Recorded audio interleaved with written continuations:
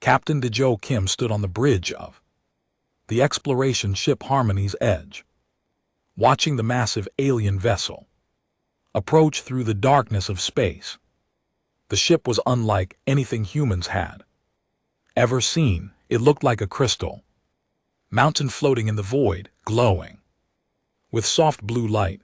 Contact in 10 minutes, Captain said Lieutenant Jun Woo. At the communication station, his voice shook slightly. After 300 years of wondering if humans were alone in the universe, they finally had their answer. Dejo straightened his uniform and took a deep breath. As the captain of Earth's most advanced exploration vessel, he would be the first human to speak with aliens. The weight of this moment pressed down on his shoulders like a heavy blanket. Open a channel when they're ready, he ordered. The main screen flickered, and suddenly Dejo was looking at something that made his heart race. The alien had a long, elegant face with silver skin that seemed to shift and move like liquid metal. Its eyes were large and dark, and when it spoke, its voice sounded like music mixed with whispers. I am Ambassador Velther of the Velier Confederation, the being said. We greet the young species of Earth. Young species, the word stung more than Dejo expected. I am Captain Dejo Kim, representing the people of Earth. We welcome you to our solar system. Bilarara's expression showed something that looked almost like pity. Your system is indeed young, Captain Kim. Our records show your star formed only 4.6 billion years ago, quite recent by galactic standards. 2 days later, the formal meeting took place on a space station hastily built in Earth's orbit. Dr. Hyejin Park, Earth's top expert on ancient cultures, sat beside Admiral Tong Li at the negotiation table. Across from them, Ambassador Vila and 2 other aliens waited with barely hidden boredom. The Velier Confederation has existed for over 50,000 years, Vila explained, projecting a star map that showed thousands of worlds connected by glowing lines. We represent 12 species working together for peace and progress. Admiral Tong leaned forward. And you're offering Earth membership in this confederation. Junior membership, corrected another alien whose blue scales rippled as it spoke. Your species shows promise, but you must understand your place. You have just learned to travel between stars. We have been doing this since before your recorded history began. Dr. Hyejin studied the star map carefully. Something about it bothered her, but she couldn't quite figure out what. Tell us about your history. How did your confederation form? Felara's eyes grew distant. 50,000 years ago, we experienced what we call the Great Awakening. Before that time, we were simple creatures living on primitive worlds. Then everything changed. We found ruins, technology, and knowledge left behind by an ancient civilization. What happened to this ancient civilization? Hyejin asked. They vanished, the blue-called alien replied. We call them the first builders. They left behind amazing technology on dead worlds across the galaxy. For 50,000 years we have studied their remains, trying to understand what they knew. Admiral Tong frowned. And you never found out what happened to them? No, Beltara said, and for the first time, her musical voice held a note of sadness. They disappeared completely. Only their ruins remain, covered in strange writing we cannot read. We call it the silent script. After the meeting, Hyejin walked through the corridors of the space station with Mongu Choi, a language expert who had been studying the alien Data they shared, his face looked troubled. Something's wrong with their story, Mongu said quietly. I've been looking at their historical records. There are gaps everywhere, dates that don't match, references to things they claim they don't understand. What do you mean? Heian asked. Young Su pulled out his tablet and showed her a series of symbols. This is their silent script. The writing they say they can't translate, but look at this pattern here. And this one. Jin studied the symbols. They looked familiar somehow, like something she had seen before, but couldn't quite remember. What am I looking at? I think these aren't alien symbols at all, Mongu whispered. Some of these patterns match ancient Earth languages, not any language we know well, but the structure is similar to human writing. The next day, negotiations continued. The Velier offered Earth a standard deal for new species. Humans would provide raw materials like metals and crystals. In return, the Confederation would share basic technology and protect Earth from dangerous creatures that roamed the galaxy. These devourers, Admiral Taeyong said, reading from the contract. What exactly are they? The aliens around the table grew quiet. Feller's silver skin darkened. Ancient enemies of all life. They consume entire star systems, leaving nothing behind. The first builders fought them long ago. Before they disappeared, and they're still out there, Captain DeJoe asked. We hope not, the blue-cowled alien said, but the galaxy is vast. We maintain fleets at the outer edges, watching for signs of their return. Dr. Heya Jin felt a chill run down her spine. Have you ever seen them? No, Balar admitted. But we have found dead systems, places where stars once burned but now only darkness remains. The first builders left warnings about these creatures in their ruins. That evening, Jin and Mongu worked late in the research lab, studying more of the alien data. The silent script appeared on artifacts throughout Velier space, always in important places, temples, control rooms, and what looked like monuments. It's almost like they worship these symbols, Hijin said, pointing at images of alien temples covered in the mysterious writing. Or fear them, Su replied. Look at this. Every time the silent script appears, it's in positions of warning or reverence, like they know it's important but don't understand why. Hyojin pulled up Earth's archaeological databases on her computer. For hours she compared the silent script symbols with ancient human writings from around the world, cave paintings, stone carvings, even symbols found in the deepest ocean trenches. Suddenly she stopped. Her hands trembled as she highlighted a series of symbols. Mongu, look at this. They symbols from an underwater cave near Japan matched perfectly with a section of the silent script. Not similar, identical.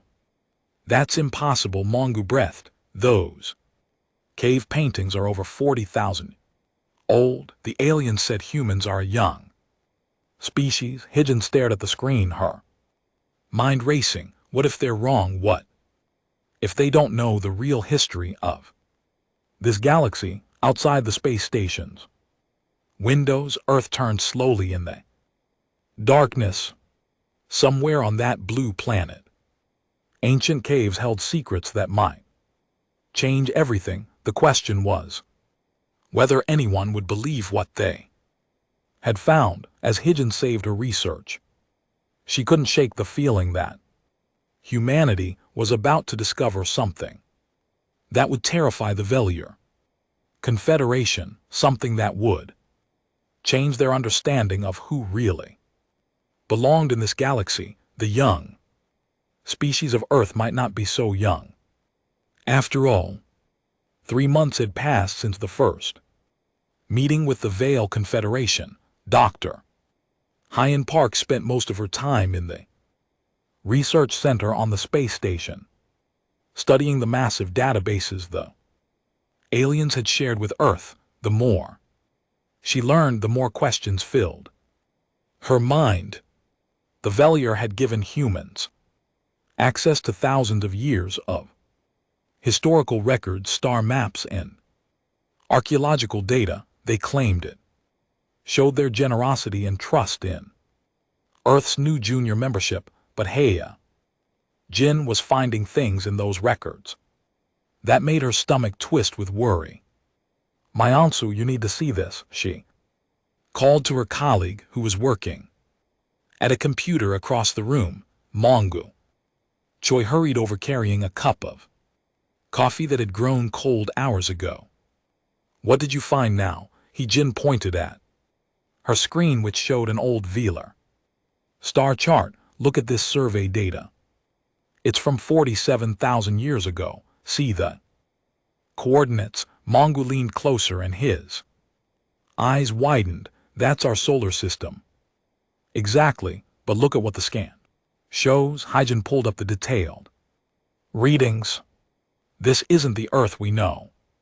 Look at these massive structures around the planet, artificial moons, space stations the size of continents, energy readings that are off the charts." The ancient scan showed Earth surrounded by incredible technology. Rings of what looked like cities orbited the planet. The moon appeared to be hollow, filled with machinery. Even Mars showed signs of massive construction projects. "This has to be a mistake," Mongu said weakly. 47,000 years ago, humans were living in caves. "That's what we thought," Hyjin replied, "but the data is clear. These readings show a civilization more advanced than anything the Velier have today, and it was centered on Earth." She scrolled to the next entry in the database. The scan was dated 2,000 years later. Earth appeared completely different. The orbital structures were gone. The energy readings showed nothing but a primitive planet. The moon looked normal. Mars was dead. Everything vanished in 2,000 years. Hyjin whispered, "An entire galactic civilization just disappeared." Mongu sat down heavily in a chair. "What does the final entry say?" Hyjin clicked on the last scan, dated 45,000 years ago. Most of the data was corrupted, but at the bottom was a single line written the silent script. Below it, someone had added a note in ancient Valier language. It says, "End of monitoring archive. Sealed by order of the gardener." Hyjin translated, "And this symbol in the silent script, I've seen it before." She pulled up her research on Earth's ancient cave paintings. The same symbol appeared in dozens of locations around the world, always in the deepest caves, always painted with materials that didn't match anything else found at the sites. "The gardeners," Mongu repeated. The Valkyr mentioned that name before. "They said the first builders sometimes called themselves the gardeners." Hyjin felt excitement and fear battling in her chest. "I think the first builders weren't aliens at all. I think they were humans." The next morning, Hyjin requested a meeting with Ambassador Velara. She brought her data files and prepared for a conversation that might change everything. The meeting room was quiet except for the soft humming of the space station's life support systems. "Ambassador, I need to discuss something important with you," Hyjin began. Balthara's silver skin shifted, slightly showing interest. "Of course, Dr. Park, what concerns you?" Hyjin activated the holographic display and showed the ancient scan of Earth. "We found this in your historical archives. It shows our solar system 47,000 years ago. The ambassador's large dark eyes focused on the display for a moment. Her musical voice was silent, then she spoke, but her tone had changed. The files are classified. How did you access them? You gave us access to your historical databases, Hijin replied.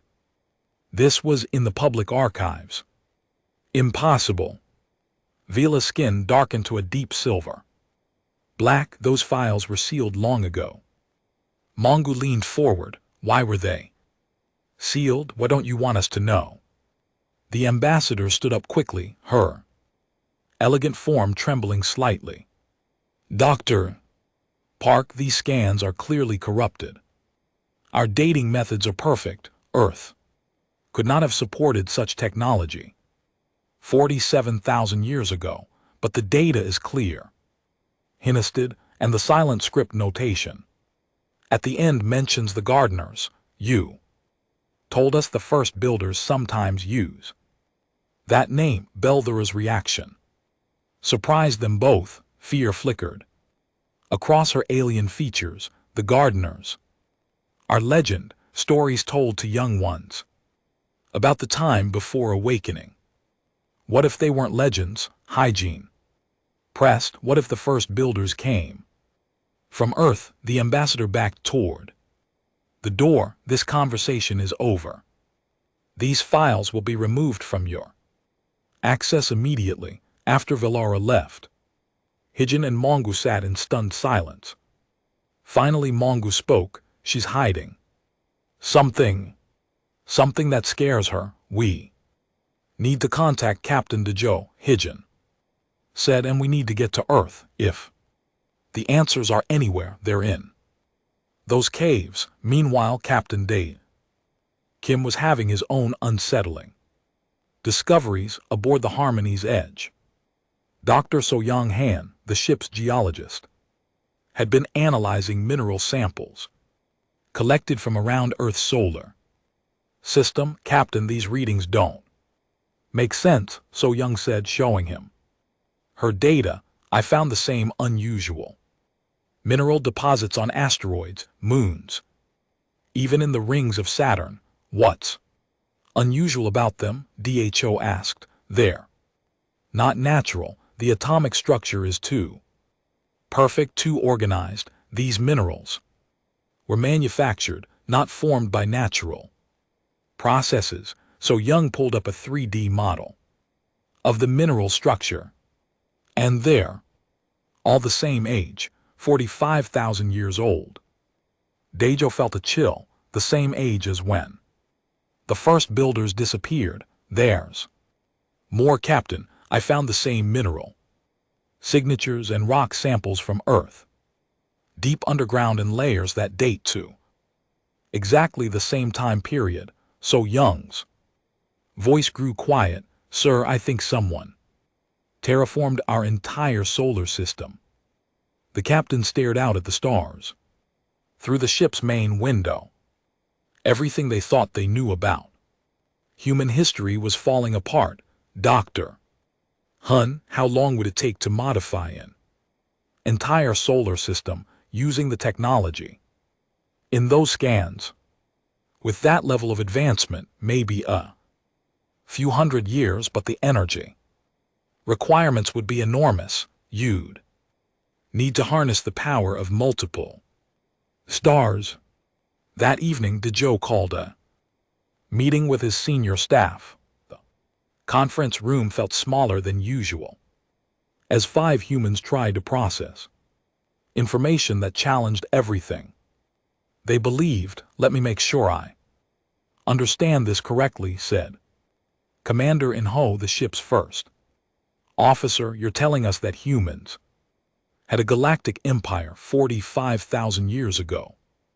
That's what the evidence suggests. Hyojin replied via video link from the space station. The Valther have been lying to us, maybe without even knowing it. Dr. So-Young added her findings about the mineral deposits. Our entire solar system shows signs of massive engineering projects from that time. Period. Earth wasn't naturally habitable, someone made it that way. Mongu appeared on screen next to Hai-Jin.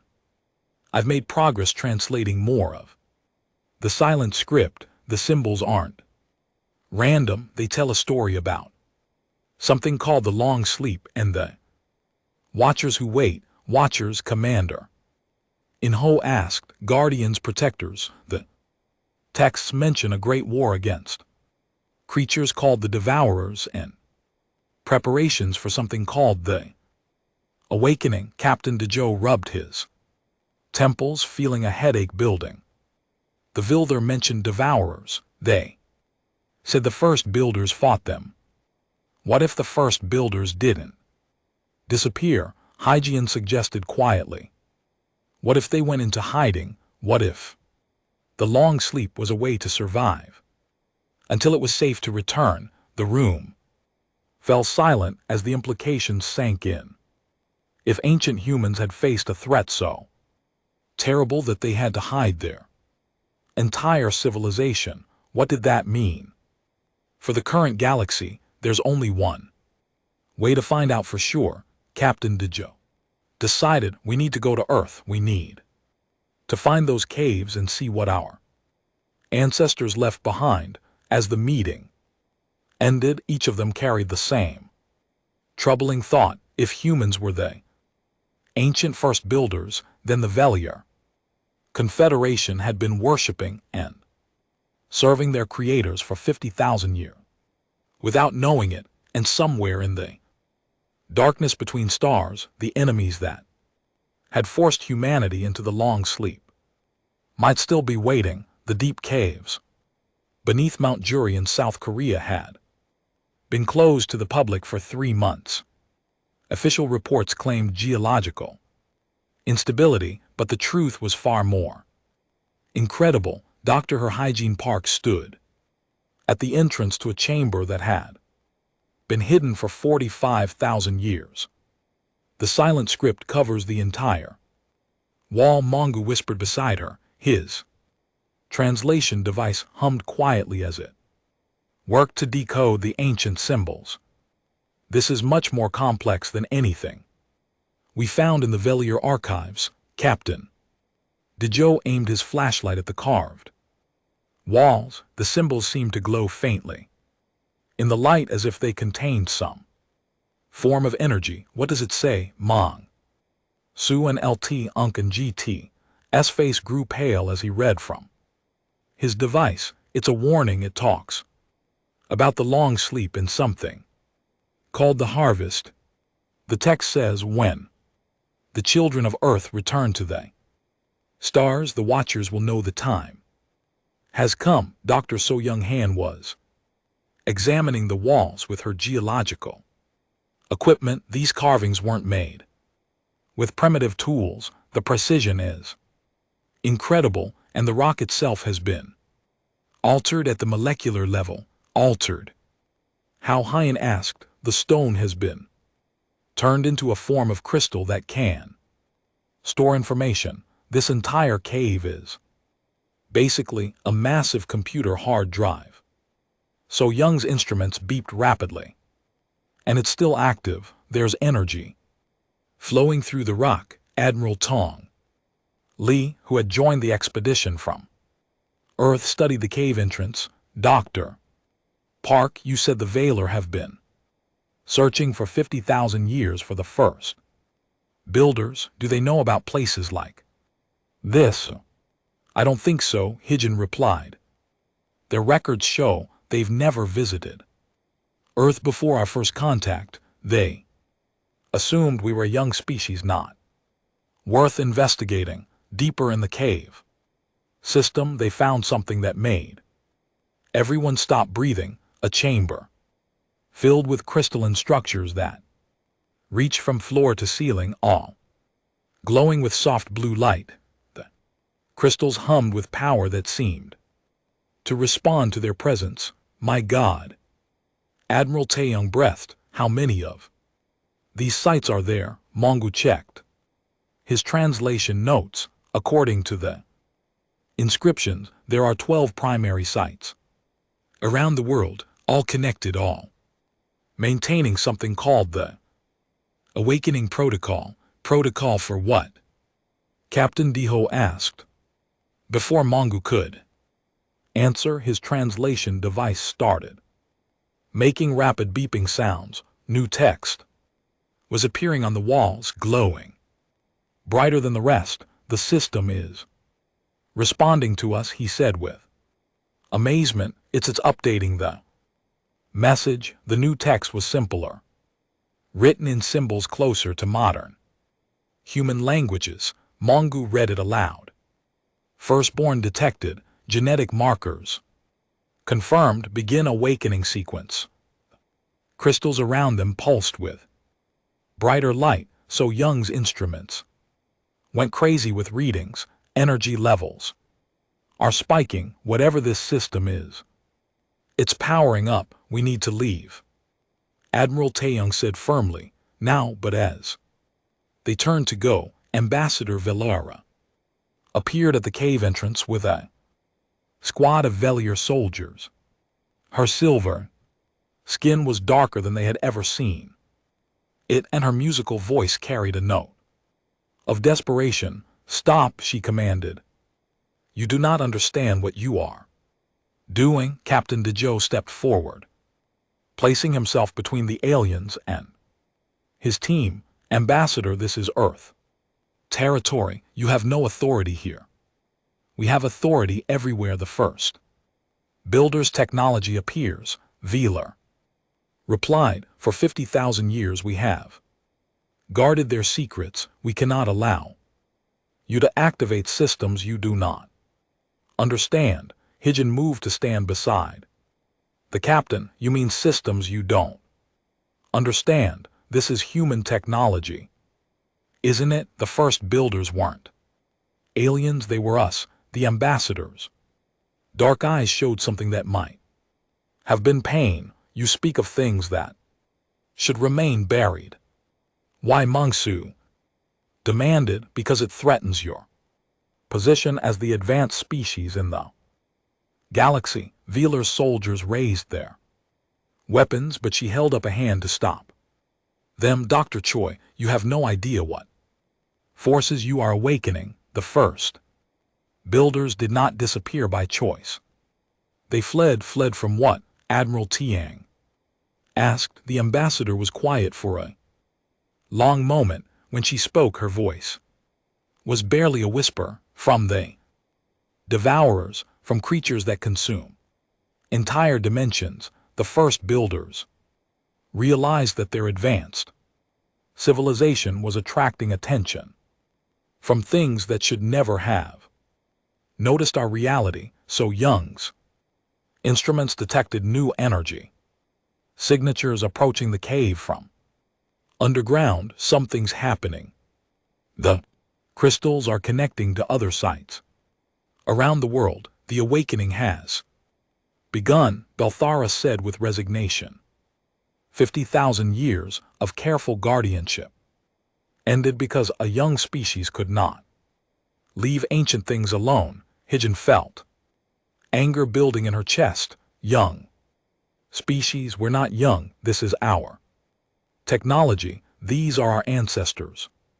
You've been pretending to be our superiors while sitting on human achievements for 50,000 years. We were created to be your guardians, Vila shouted, her careful composure finally cracking. The gardeners made us to watch over their sleeping children until it was safe for them to return. The cave fell silent except for the humming of the crystals. Everyone stared at the ambassador as the implications of her words sank in.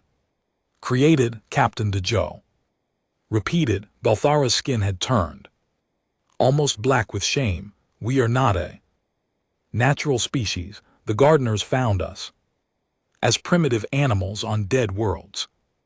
They enhanced our minds, gave us technology, and assigned us a purpose. For 50,000 years, we have maintained their civilization, waiting for the Firstborn to awaken. The firstborn, Mongu said slowly. That's what the texts call humans. You are the children of the first builders, Vithura. Confirmed, genetically modified to survive the long sleep. Your entire species was compressed, hidden in a single world until the galaxy was safe. Again, Admiral Taeyong's military mind immediately grasped the strategic implications, and now we're waking up. What happens to the threat that made them hide in the first place?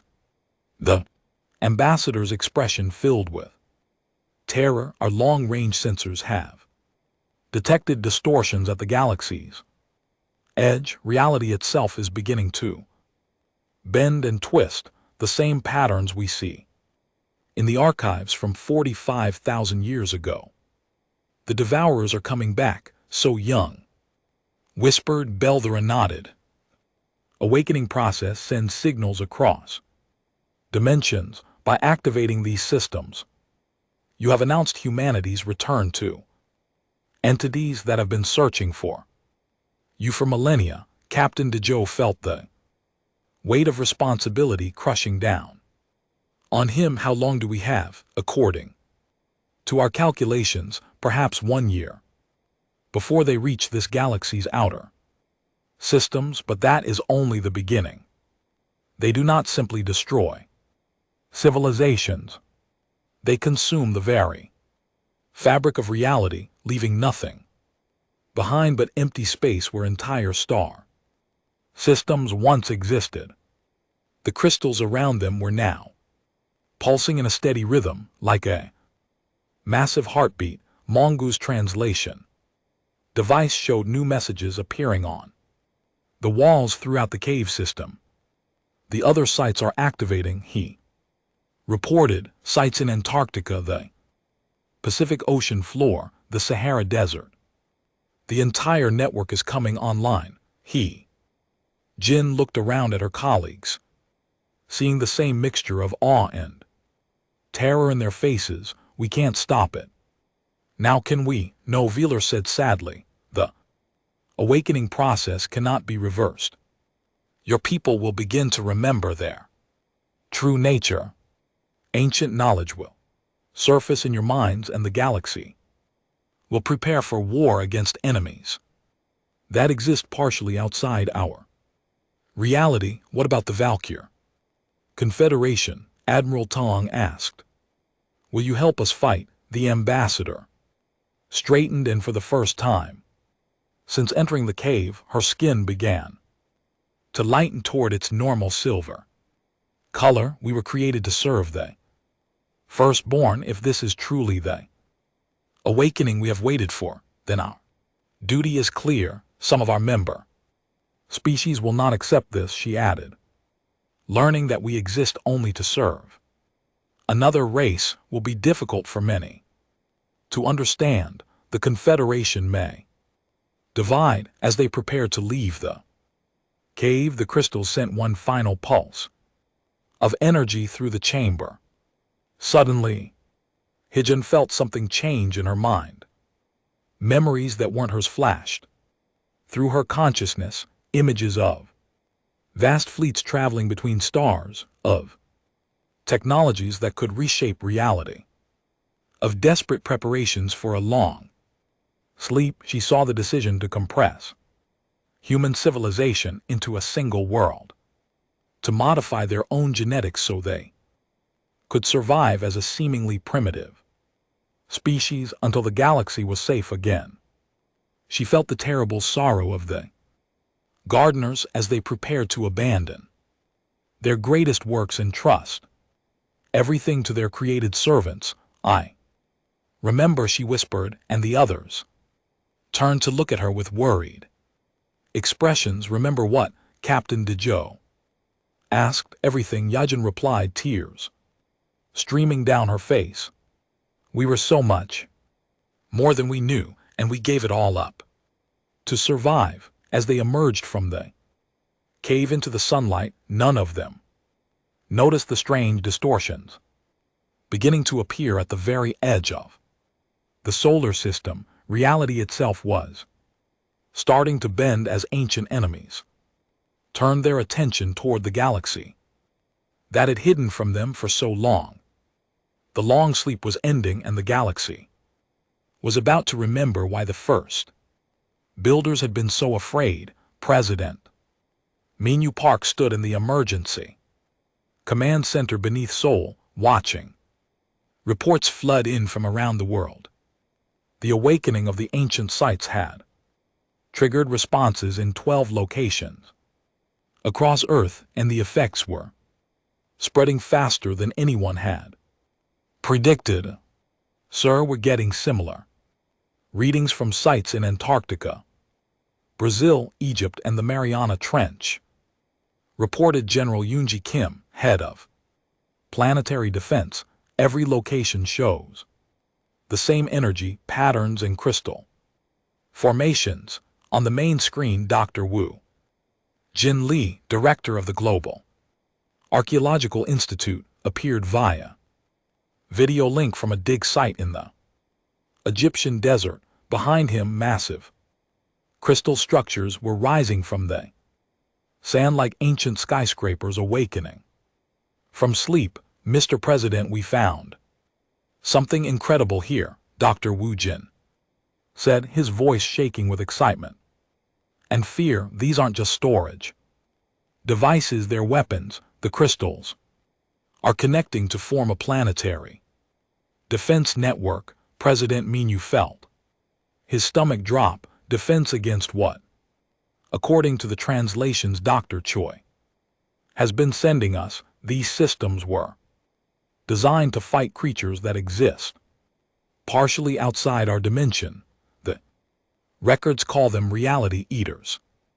General Yoonji pulled up a global map showing all 12 sites. Sir, if these crystals are weapons, they could level entire continents. We need to consider evacuation protocols. Evacuation to where? The president asked grimly. Dr.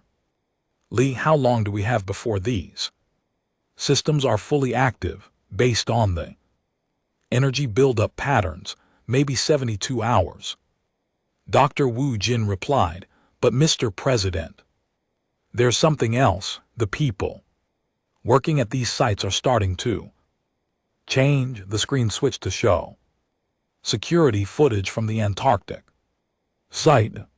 Workers were standing motionless around the crystals, their eyes glowing with the same blue light as the ancient technology. They moved with purpose and coordination that seemed impossible for humans who had never worked together before. They're not responding to radio calls, Dr. Wu Jin continued, but they're not hostile. They seem to be operating the equipment using knowledge they shouldn't possess. Meanwhile, in orbit around Earth, Captain Deho Kim was experiencing his own strange awakening.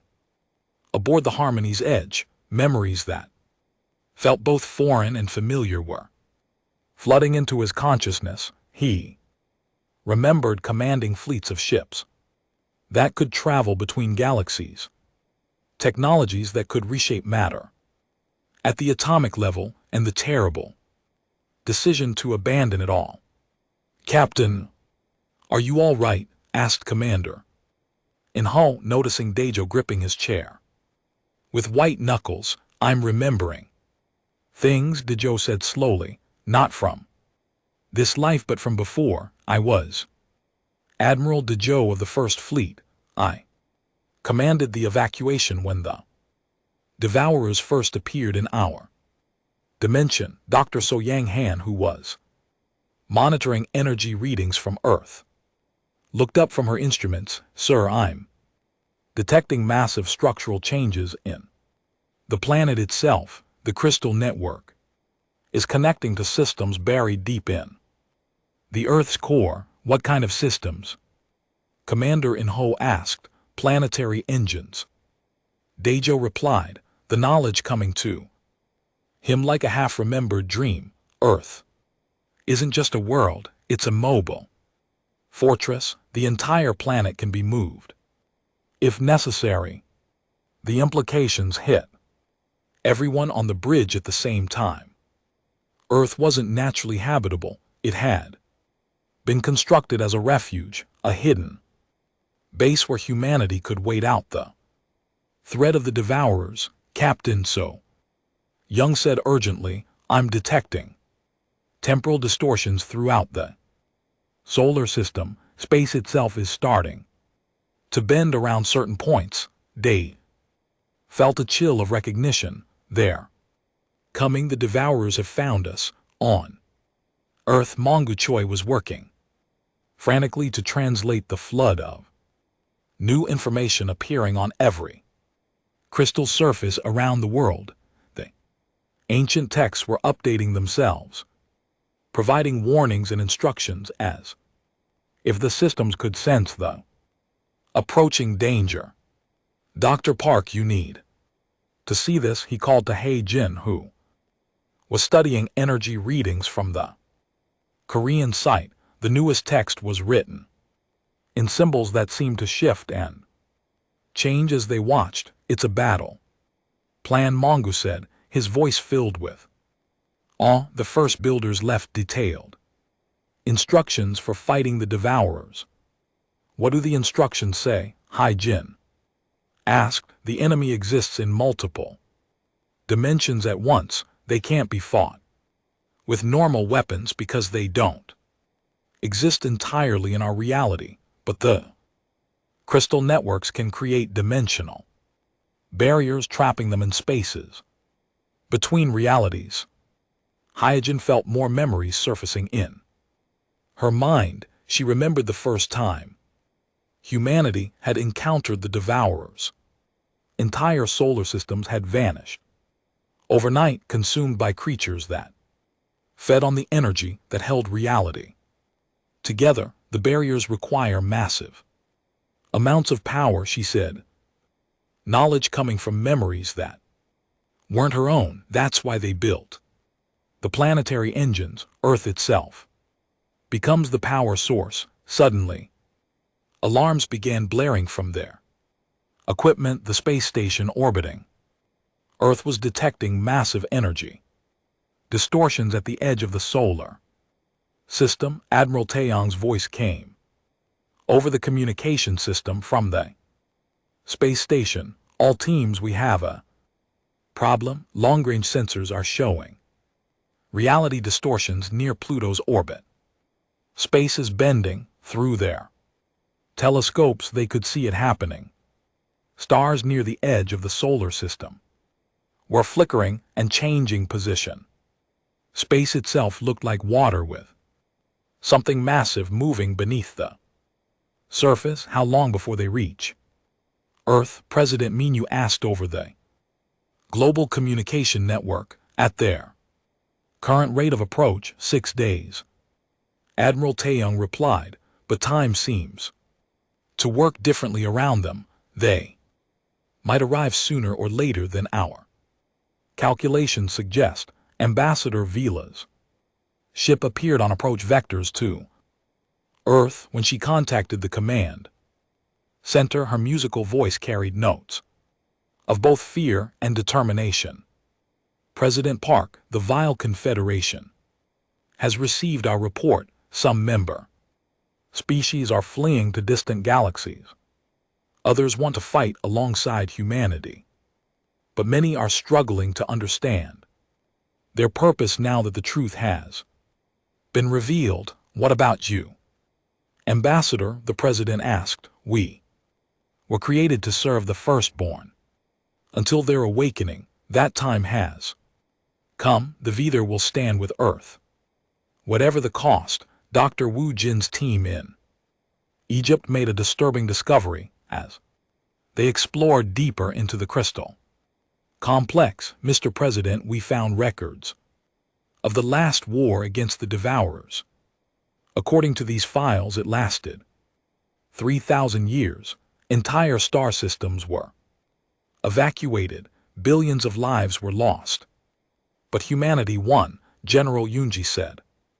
Hopefully, not exactly, Dr. Wu Jin replied grimly. The first builders didn't defeat the devourers, they found a way to hide from them. The long sleep wasn't just about preserving human civilization, it was about becoming invisible to creatures that hunt. Advanced technology, the horrible truth, sank in around the command center. By awakening their ancient technology, humanity had made themselves visible to enemies that had been searching for them for 45,000 years. The crystal networks are our only hope, Haejin reported from the Korean site. But they require human operators who can access the genetic memories locked in our DNA. Not everyone can handle the awakening process. As if summoned by her words, reports began coming in from around the world. People living near the crystal sites were experiencing spontaneous awakening events. Some gained incredible knowledge and abilities. Others suffered mental breakdown from the flood of ancient memories. We're getting reports from all major cities, General Yoonji announced. Approximately 1% of the population is showing signs of awakening. They're displaying knowledge of technologies we've never seen before. Captain Dejo made a decision that would change everything. All ships return to Earth immediately. Begin evacuating non-essential personnel from the crystal sites. We need to prepare the planet for what's coming. What exactly is coming? Captain Commander-in-Ho asked. Dave closed his eyes and let the ancient memories guide his understanding. War not just for Earth or the galaxy, but for the right of our reality to exist. The devourers don't just destroy civilizations, they unravel the fabric of space and time itself. And if we lose, there won't be anything left to remember that we ever existed. As the first day of the awakening ended, Earth had become something it had never been in recorded human history, a fortress world, preparing for a war that would determine the fate of existence itself.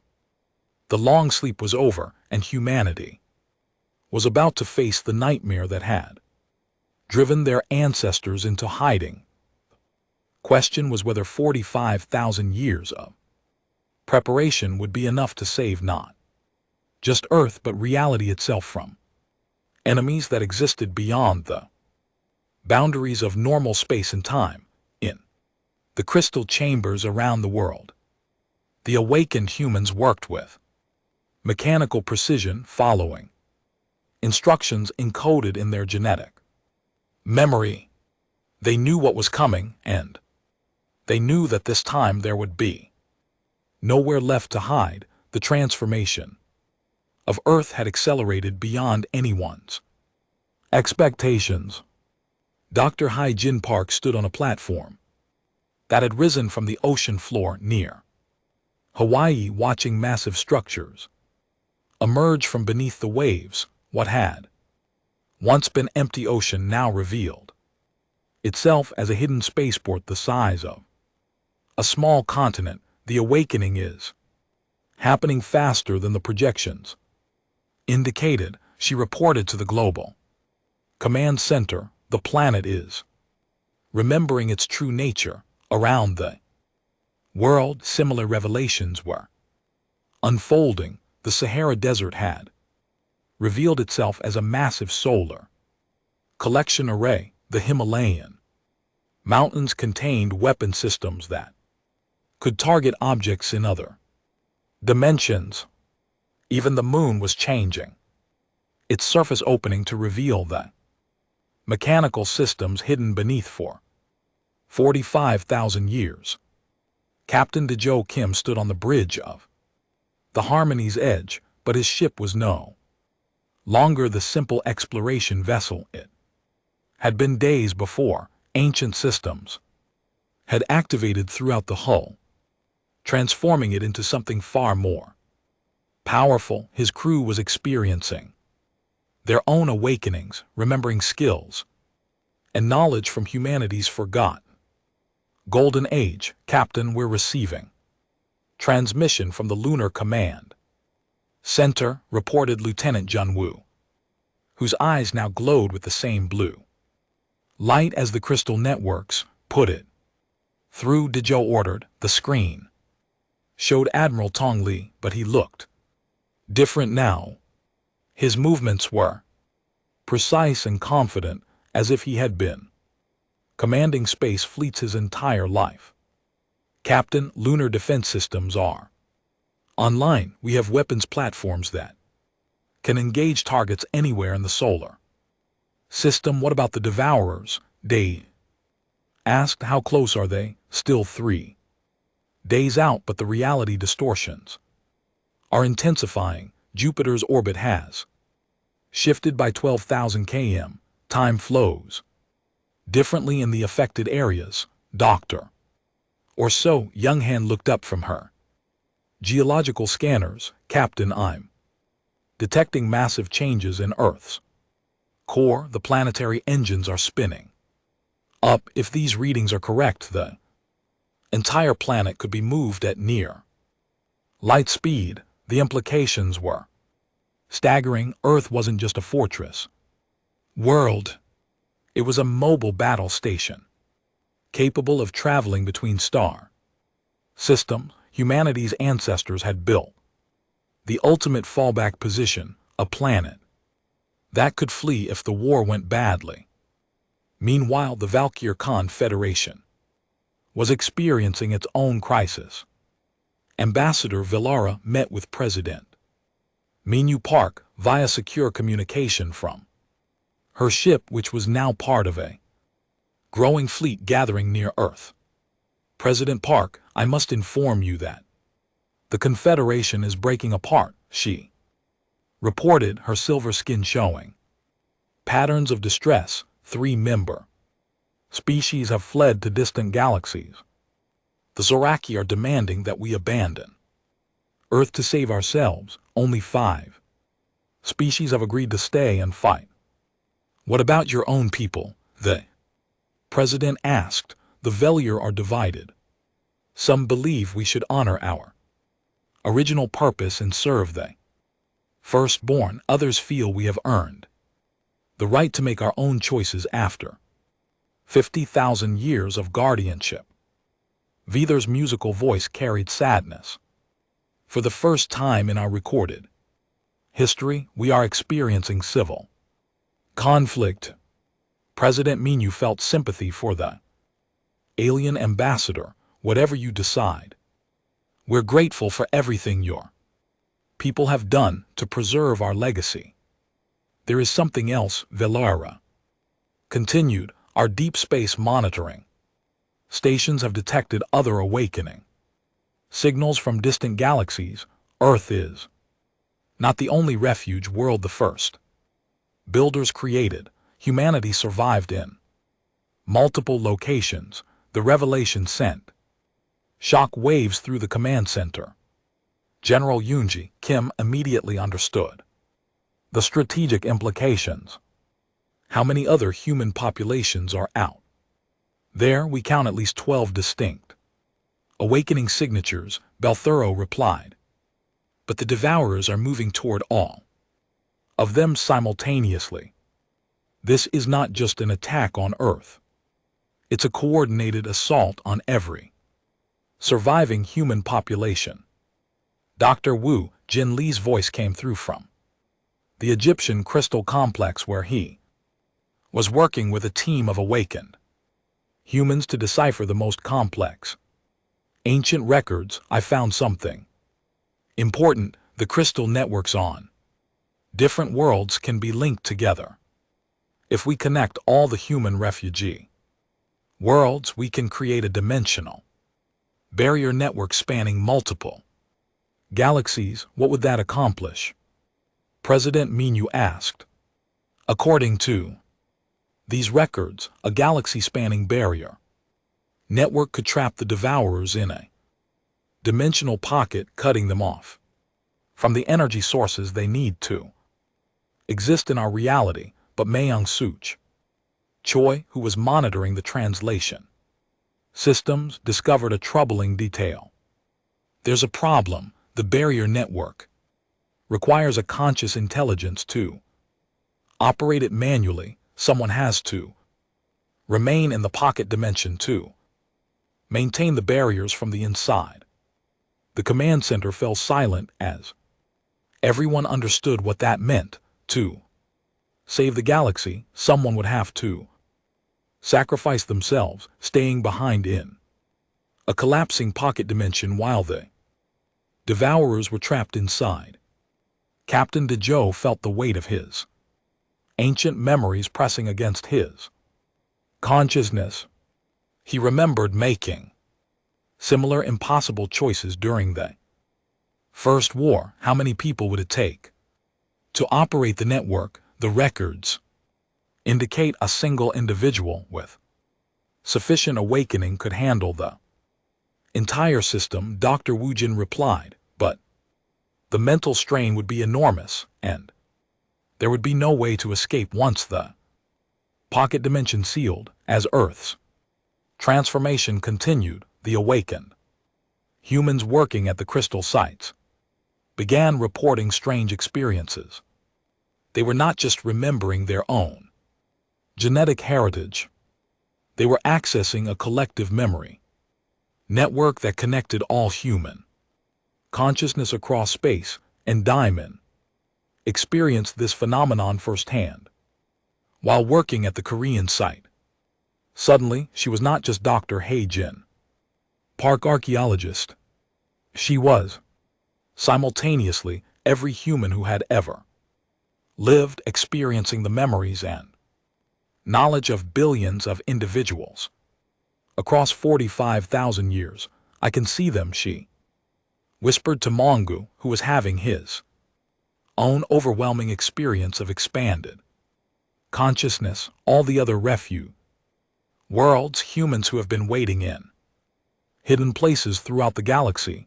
Can you communicate with them? He asked. We are communicating. We're an LT Duncan GT, all connected now. The barriers between individual consciousness are breaking down. This collective awakening was happening to humans across Earth. Scientists in Antarctica were accessing the memories of ancient engineers. Military personnel were remembering strategies from wars fought before recorded history. Ordinary citizens were discovering they carried the experiences of galactic explorers in their genetic code, but the process was not without cost. Hospitals around the world reported that some people could not handle the flood of memories and were experiencing complete mental breakdown. The awakening that was saving humanity was also destroying some of those it was meant to protect. Ambassador made her final decision about the Veether Confederation's involvement. President Park, I am ordering all loyal Valier ships to integrate with Earth's defense network. We were created to serve the firstborn, and we will fulfill that purpose. What about your people who want independence? General Yanji asked. They are free to make their own choice, Veethura replied, but I know what my choice must be. The ambassador's ship approached Earth's orbital defense platforms. As it docked, Vila felt something she had never experienced before, the touch of human consciousness through the collective memory network. For the first time in 50,000 years, the Valtier were truly connecting with their creators. It is overwhelming, she reported as the mental link established itself. I can feel the memories of the gardeners who created my species. I understand now why they made the choices they did. As the second day of Earth's awakening ended, the planet had become something unrecognizable. Continents had shifted as massive machinery rose from beneath the surface. The atmosphere itself was changing, becoming charged with energy that could power weapon systems spanning light years. But in the distance, space continued to distort and bend as the devourers approached.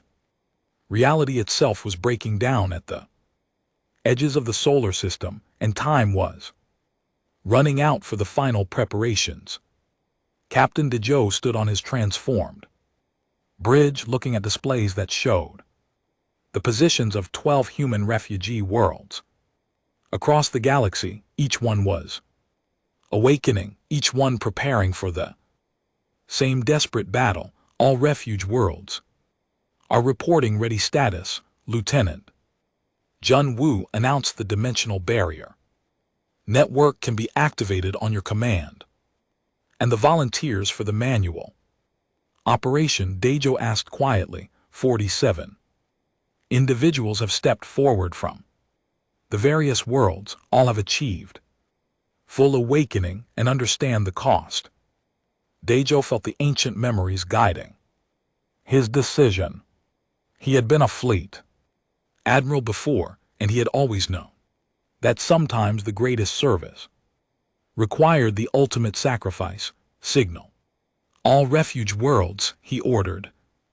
Final battle begins tomorrow as Earth continued its transformation into a weapon capable of fighting enemies from beyond reality. The collective human consciousness prepared for a war that would determine whether their species would survive to see another dawn. Long sleep was ending, but the awakening might cost humanity everything they had fought to preserve.